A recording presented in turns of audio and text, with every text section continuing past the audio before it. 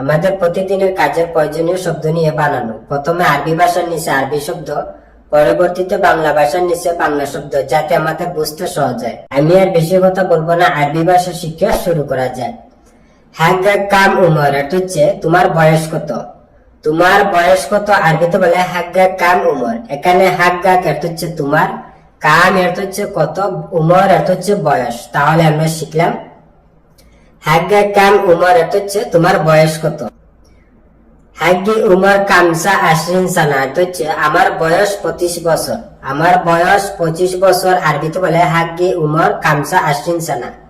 এখানে হাগ্গি অর্থ হচ্ছে আমার, উমর অর্থ হচ্ছে বয়স। হাগ্গি উমর আমার বয়স, কামসা অর্থ হচ্ছে 5, আশরিন অর্থ হচ্ছে 20। কামসা আশরিন এর অর্থ হচ্ছে 25। সানা, সানা অর্থ হচ্ছে বছর। কামসা আশরিন সানা অর্থ হচ্ছে 25 বছর। তাহলে আমরা শিখলাম হাগ্গি উমর কামসা আশরিন সানা অর্থ হচ্ছে আমার বয়স 25 বছর। এস ইসম ইনতা অর্থ হচ্ছে তোমার নাম কি। তোমার নাম কি আরবিতে বলে এস ইসম ইনতা। এখানে এস অর্থ হচ্ছে কি, ইসম অর্থ হচ্ছে নাম। ইসম বা ইসমুকে বা ইসমে অর্থ হচ্ছে নাম, ইনতা অর্থ হচ্ছে তুমি বা তোমার। তাহলে আমরা শিখলাম এস ইসম ইনতা বা এস ইসমে ইনতা অর্থ হচ্ছে তোমার নাম কি। সাউই জাওয়াজ ওয়াল্লাহ লিসা অর্থ হচ্ছে বিয়ে করেছো নাকি এখনো না। বিয়ে করেছো নাকি এখনো না আরবিতে বলে সাউই জাওয়াজ ওয়াল্লাহ লিসা। এখানে সাউই অর্থ হচ্ছে করা বা করেছো, জাওয়াজ অর্থ হচ্ছে বিয়ে। সাউই জাওয়াজ বিয়ে করেছো, ওয়াল্লাহ অর্থ হচ্ছে নাকি, লিসা অর্থ হচ্ছে এখনো। ওয়াল্লাহ লিসা নাকি এখনো না। তাহলে আমরা শিখলাম সাউই জাওয়াজ ওয়াল্লাহ লিসা অর্থ হচ্ছে বিয়ে করেছো নাকি এখনো না।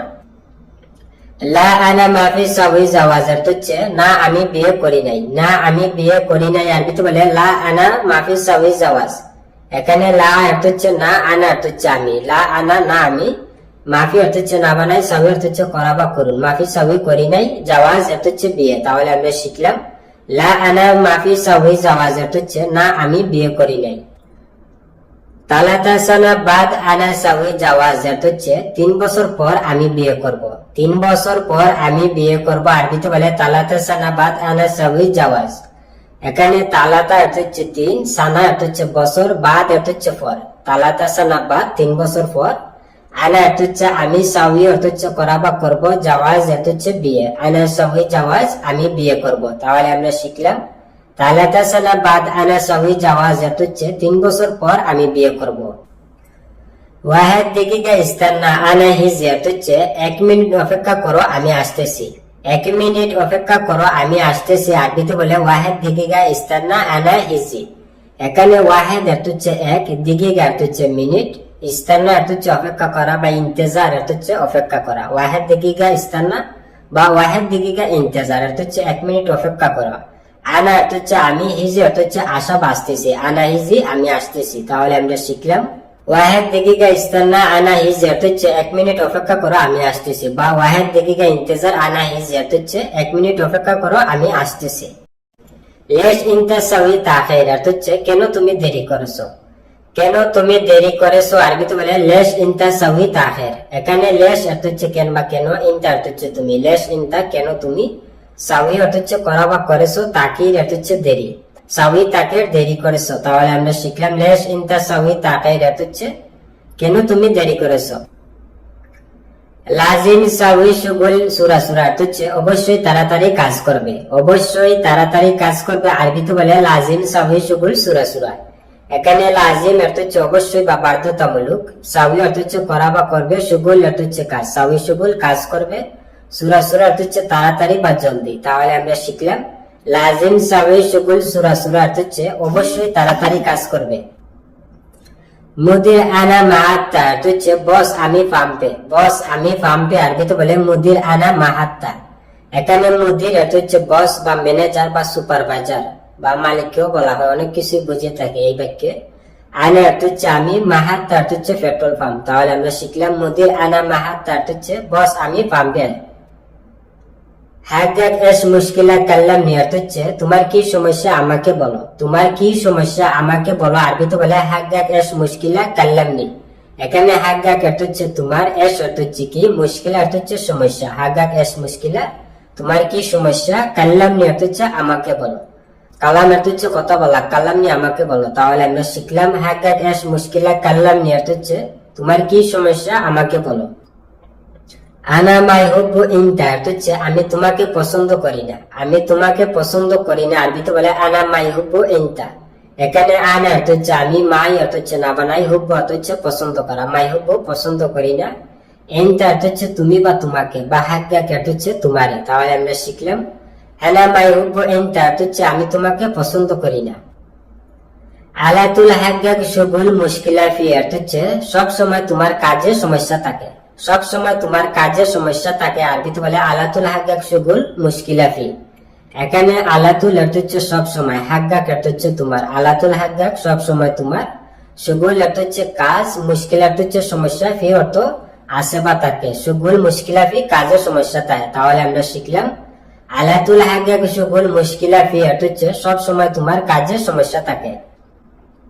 হুয়া হাগি আকু অর্থ হচ্ছে সে আমার ভাই, সে আমার ভাই, আরবিতে বলে হুয়া হাগি আকু। এখানে হুয়া অর্থ হচ্ছে সে, হাগি অর্থ হচ্ছে আমার, আকু অর্থ হচ্ছে ভাই। তাহলে আমরা শিখলাম হুয়া হাগি আকু অর্থ হচ্ছে সে আমার ভাই।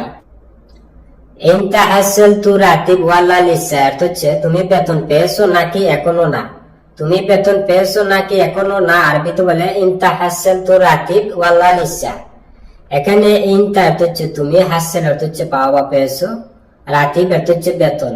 ইনতা হাসেল তু রাতিব তুমি বেতন পেয়েছো, ওয়াল্লা অর্থ হচ্ছে নাকি, লিসা অর্থ হচ্ছে এখনো, ওয়াল্লা লিসা নাকি এখনো না। তাহলে আমরা শিখলাম ইনতা হাসেল তু রাতিব ওয়াল্লা লিসা অর্থ হচ্ছে তুমি বেতন পেয়েছো নাকি এখনো না। আইওয়া মওজুদ জাওয়াল মা আই অর্থ হচ্ছে হ্যাঁ মোবাইল আছে আমার সাথে, হ্যাঁ মোবাইল আছে আমার সাথে, আরবিতে বলে আইওয়া মওজুদ জাওয়াল মা আই। এখানে আইওয়া অর্থ হচ্ছে হ্যাঁ বা জি, মওজুদ অর্থ হচ্ছে আছে, আইওয়া মওজুদ হ্যাঁ আছে, জাওয়াল অর্থ হচ্ছে মোবাইল, মা আই অর্থ হচ্ছে আমার সাথে, বা আনা সাওয়া সাওয়া অর্থ হচ্ছে আমার সাথে। তাহলে আমরা শিখলাম আইওয়া মওজুদ জাওয়াল মা আই অর্থ হচ্ছে হ্যাঁ মোবাইল আছে আমার সাথে। রেসিট ফি জাওয়াল অর্থ হচ্ছে মোবাইলে কি ব্যালেন্স আছে, মোবাইলে কি ব্যালেন্স আছে, আরবিতে বলে রিসিট ফি জাওয়াল। এখানে রিসিট অর্থ হচ্ছে ব্যালেন্স, ফি অর্থ আছে, জাওয়াল অর্থ হচ্ছে মোবাইল। তাহলে আমরা শিখলাম রিসিট ফি জাওয়াল অর্থ হচ্ছে মোবাইলে কি ব্যালেন্স আছে। আইওয়া ফি রিসিট অর্থ হচ্ছে হ্যাঁ ব্যালেন্স আছে, হ্যাঁ ব্যালেন্স আছে, আরবিতে বলে আইওয়া ফি রিসিট। এখানে আইওয়া অর্থ হচ্ছে হ্যাঁ বাজি, ফি অর্থ আছে, আইওয়া ফি হ্যাঁ আছে, রিসিট অর্থ হচ্ছে ব্যালেন্স। তাহলে আমরা শিখলাম আইওয়া ফি রিসিট অর্থ হচ্ছে হ্যাঁ ব্যালেন্স আছে।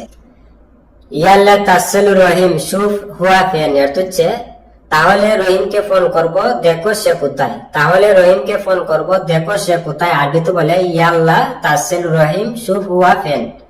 এখানে ইয়াল্লা আরকানিতে বলাতে হয় কথায় কথায়, যে তাড়াহুড়ার ক্ষেত্রে। তাসেল অর্থ হচ্ছে ফোন করা, তাসেল রহিম রহিমকে ফোন করব, শুফ অর্থ হচ্ছে দেখা বা দেখো, হুয়া অর্থ হচ্ছে সে, ফেন অর্থ হচ্ছে কোথায়, বা ওয়াইন অর্থ হচ্ছে কোথায়, শুফ হুয়া ফেন অর্থ হচ্ছে দেখো সে কোথায়। তাহলে আমরা শিখলাম ইয়াল্লা তাসেল রহিম শুফ হুয়া ফেন অর্থ হচ্ছে তাহলে রহিমকে ফোন করব দেখো সে কোথায়।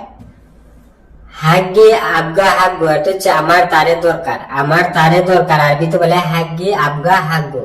এখানে হাগ্গি অর্থ হচ্ছে আমার, আবগা অর্থ হচ্ছে দরকার বা লাগবে, হাগ্গি আবগা আমার দরকার বা আমার লাগবে, হাগ্গু অর্থ হচ্ছে তারে। তাহলে আমরা শিখলাম হাগ্গি আবগা হাগ্গু অর্থ হচ্ছে আমার তারে দরকার।